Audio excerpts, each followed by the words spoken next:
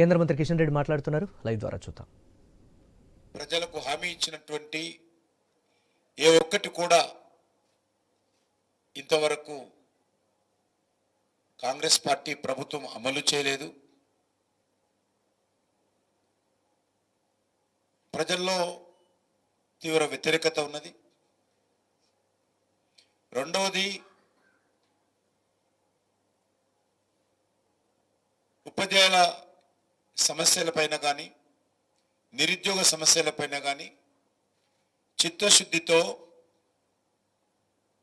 Bharatiya Janata party అనేక సంవత్సరాలుగా, గతంలో టిఆర్ఎస్ పార్టీ అధికారంలో ఉన్న, ఈరోజు కాంగ్రెస్ పార్టీ అధికారంలో ఉన్న, మేము ఆయా వర్గాల కండగా నిలబడుతూ వారి సమస్యలపైన చిత్తశుద్ధితో మేము పోరాటం చేశాము.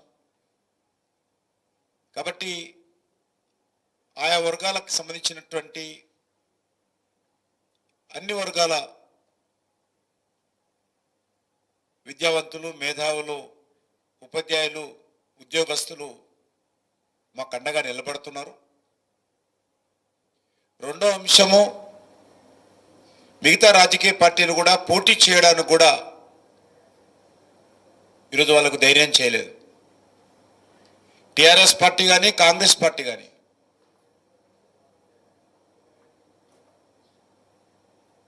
తెర వెనుక నాటకాలు ఆడుతున్నారు తప్ప ఈ వర్గాల మధ్యకు వచ్చి మా పార్టీకి మద్దతుగా నిలబడండి అని అడిగే ధైర్యం కూడా ఈరోజు ఆ పార్టీకి లేకుండా పోయింది. కాబట్టి ఒక భారతీయ జనతా పార్టీ మాత్రమే ఈరోజు 3 స్థానాల్లో 3 అభ్యర్థులను రంగంలోకి దింపింది.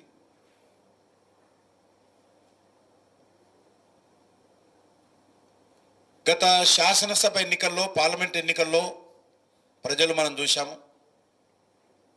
ముఖ్యంగా విద్యావంతులు, మేధావులు కూడా, మిగతా సామాజిక వర్గాలతో పాటు విద్యావంతులు, మేధావులు కూడా పూర్తి స్థాయిలో కేసీఆర్ నాయకత్వానికి వ్యతిరేకంగా స్పందించిన విషయాన్ని మనవి చేస్తా ఉన్నాను. శాసనసభ ఎన్నికల్లో బీఆర్ఎస్ ఓడిపోవడం, పార్లమెంట్ ఎన్నికల్లో 1 సీటు కూడా గెలవకపోవడం, అది ఇంకా స్పష్టంగా మనకు అనిపిస్తూ ఉంది. అదేవిధంగా కాంగ్రెస్ పార్టీ ఏదైతే హామీ ఇచ్చిందో ఏ ఒక్క హామీ కూడా అమలు చేయలేదు. కాబట్టే ఈరోజు ప్రజల్లో చాలా స్పష్టంగా ఉంది. కనీసము ఇప్పుడున్నటువంటి ప్రభుత్వం ఉద్యోగస్తులకు రావాల్సినటువంటి డిఏలు కానీ, లేక ఉపాధ్యాయులకు సంబంధించినటువంటి ఖాళీల భర్తీ కానీ కనీసము ఈ ప్రభుత్వం చేసే పరిస్థితి లేదు. ఉద్యోగస్తుల భర్తీ విషయంలో ఎన్నికలకు ముందు టీవీలలో, పేపర్లలో, కరపత్రాలలో ఏ రోజు ఏ ఉద్యోగాలు భర్తీ చేస్తామో 2024 ఎండింగ్ అంటే 1 సంవత్సరం లోపల 2 లక్షల ఉద్యోగాల భర్తీకి సంబంధించినటువంటి షెడ్యూల్ కూడా అన్ని పేపర్లో ఫ్రంట్ పేజ్ యాడ్స్, ఇంటింటికి కరపత్రం ఇచ్చారు. కానీ ఎక్కడ వేసిన గొంగడు అక్కడే ఉంది. నిరుద్యోగులను, ప్రజలను, ఉద్యోగస్తులను ఈ ప్రభుత్వం మోసం చేసింది. ఉన్నటువంటి ఉద్యోగస్తులకు సంబంధించినటువంటి డిఏలు గతంలో ఉన్నటువంటి టిఆర్ఎస్ ప్రభుత్వం మోసం చేసింది. ఎన్నికల అయ్యే నాటికి 3 డిఏలు ఆ ప్రభుత్వం ఇవ్వలేదు. ఆ ఎన్నికలప్పుడు మేము అధికారంలో వచ్చినటువంటి 15 రోజుల లోపల పెండింగ్ డిఏలని ఇస్తాము. ఎప్పటికప్పుడు కేంద్ర ప్రభుత్వం ఏ రకంగానైతే డిఏలు ఇస్తుందో అదే సమయంలో అదే ప్రాతిపదికన రాష్ట్ర ప్రభుత్వ ఉద్యోగస్తులకు కూడా డిఏలు ప్రకటిస్తామని హామీ ఇచ్చింది కాంగ్రెస్ పార్టీ. కానీ ఇంతవరకు టీఆర్ఎస్ బాకీ పడిన డిఏలు కానీ ఉద్యోగస్తులకు టీఆర్ఎస్ ప్రభుత్వం బాకీ పడినటువంటి డిఏ బాకీలు, ఈ ప్రభుత్వం వచ్చినాక మరో 2 డిఏలకు సంబంధించినటువంటి బాకీలు పడ్డాయి. ఆ రకంగా 5 కరువు భత్యాలు ఉద్యోగస్తులకు ఈ ప్రభుత్వం బాకీ పడిందనే విషయాన్ని సందర్భంగా మనం చేస్తున్నాను.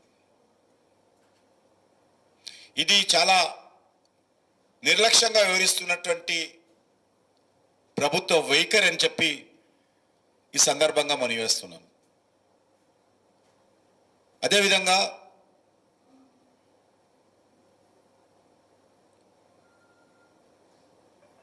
పెన్షనర్స్ కూడా డిఏ పెరగని కారణంగా, అమలు చేయని కారణంగా కూడా అనేక రకాల ఇబ్బందులకు గురవుతున్నారు.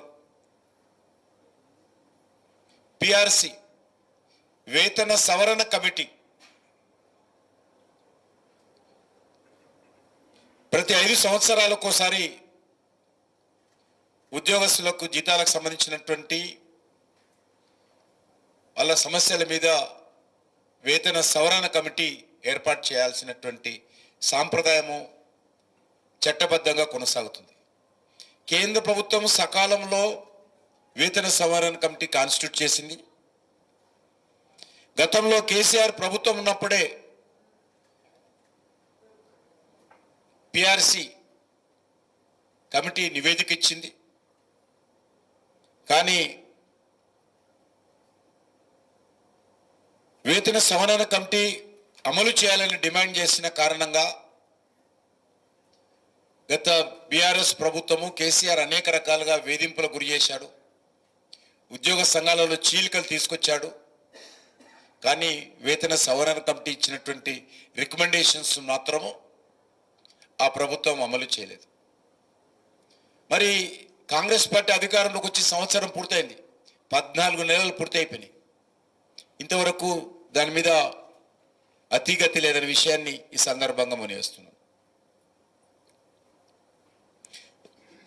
2023 జూలై 1 నుండి కొత్త పిఆర్సి అమలు కావాల్సి ఉండింది. ఇంతవరకు దానికి సంబంధించినటువంటి అమలు కాలేదు. ఈ రకంగా ఈ ఎన్నికల్లో వాళ్ళ అభ్యర్థులను పెడితే ఈ సమస్యలు ప్రశ్నిస్తారనేటువంటి భయంతో